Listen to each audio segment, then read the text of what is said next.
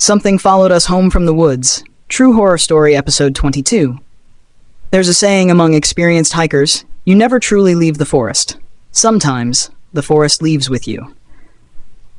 I used to laugh whenever I heard stories like that. Ghosts, curses, things that attach themselves to people. I believed every strange disappearance had a logical explanation. Until Marker 13, until the day I escaped. Or, at least I thought I had. The stone gate stood silently behind Ethan. Morning sunlight poured through the trees for the first time in what felt like forever. Birds sang. Warm wind brushed my face. Everything looked normal, almost too normal. "Ethan?" I called carefully. He slowly looked toward me. For several seconds he simply stared. Then tears filled his eyes. "I thought you were dead." I ran toward him. This time, he cast a shadow. His heartbeat sounded real. His skin felt warm. For the first time in weeks, I hugged my best friend. Neither of us spoke. We simply cried. The giant stone gate behind him began collapsing. Massive pieces of rock crashed into the earth. The strange whispers disappeared. The trees stopped watching. The endless fog faded. Then the forest became an ordinary forest again. A rescue helicopter found us that afternoon. The pilot stared in disbelief. "You boys have been missing for 38 days. 38? To us, it had barely felt like 2 weeks. Doctors said dehydration had caused hallucinations. The police blamed exposure. Psychologists called it shared trauma. Nobody believed our story. Not about the silent forest. Not about the living trees. Not about Marker 13. Eventually, even Ethan and I stopped talking about it. We wanted our lives back. 3 months later, I almost believed it had all been a nightmare. I returned to my apartment, started work again, visited my family. Everything slowly felt normal. Almost. The first strange thing happened on a rainy Tuesday night. I was unpacking old camping equipment when I found something that shouldn't have been there. A yellow ribbon. Perfectly clean. Perfectly dry. The same ribbon Ethan had tied around my wrist inside Marker 13. I had thrown it away weeks earlier. I burned it in the kitchen sink. I watched every piece turn to ash. Satisfied, I went to bed. The next morning, the ribbon was tied around my bedroom doorknob. I told myself someone was playing a joke. That explanation lasted exactly 1 day. Because the following evening, the ribbon appeared around my wrist, tied with a knot I couldn't untangle. No matter how hard I pulled, it wouldn't come loose. Then I heard footsteps upstairs. I lived alone. Slow, heavy, measured. Exactly like the invisible footsteps that had followed us through Marker 13.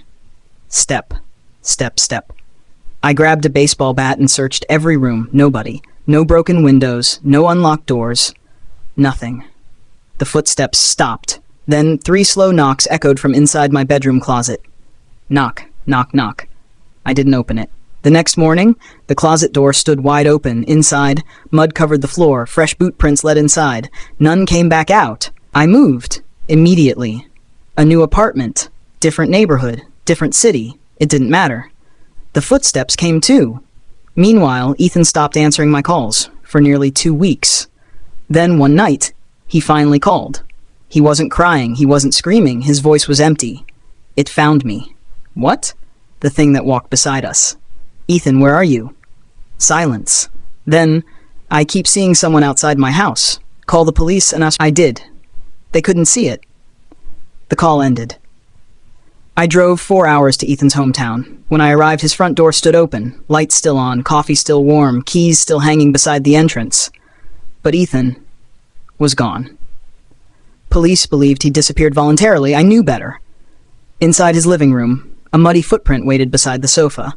3 toes, exactly like the prints we'd found in the forest. Nearby, another yellow ribbon. Days passed, then weeks. No sign of Ethan. I became obsessed. Every night I reviewed photographs from our trip. Hundreds of pictures, mostly trees, mountains, campfires, nothing unusual. Until the final image, taken the morning we escaped. At first, it looked perfectly ordinary.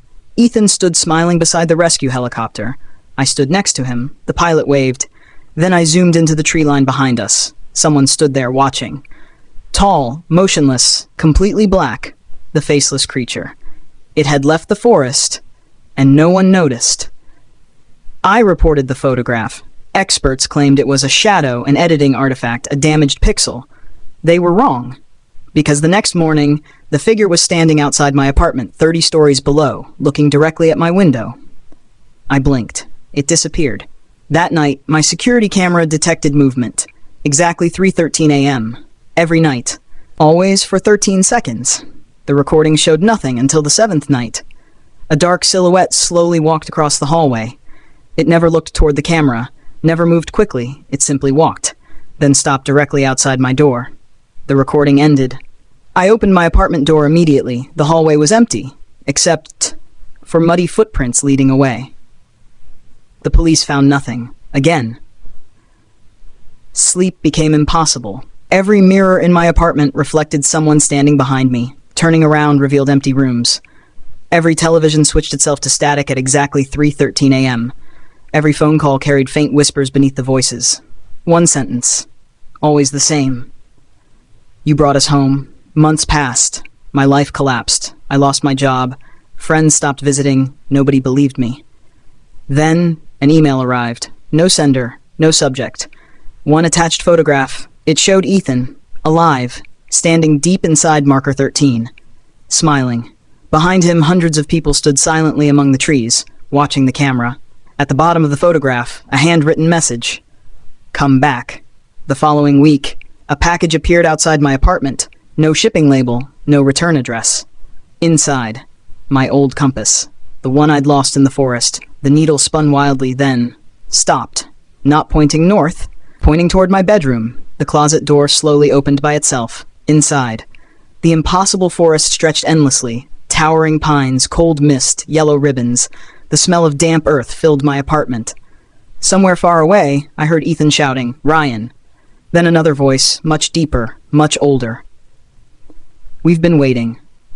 The doorway slowly began closing. I had seconds to decide, walk away forever, or finally bring Ethan home. I stepped toward the forest. The moment my foot crossed the doorway, every light in my apartment went out. The compass shattered. The yellow ribbon tightened around my wrist. Behind me, my apartment disappeared. Ahead, marker 13 welcomed me back. Only this time, I wasn't alone. Hundreds of silent figures stood between the trees. Every missing camper, every lost ranger, every person who had vanished over the last 100 years. Including Ethan. He smiled sadly, raised one hand and whispered, "You should have left us behind." Then, every head slowly turned toward me, at exactly the same time. The forest wasn't hunting anymore. It had finally finished counting, and now it knew exactly who was missing.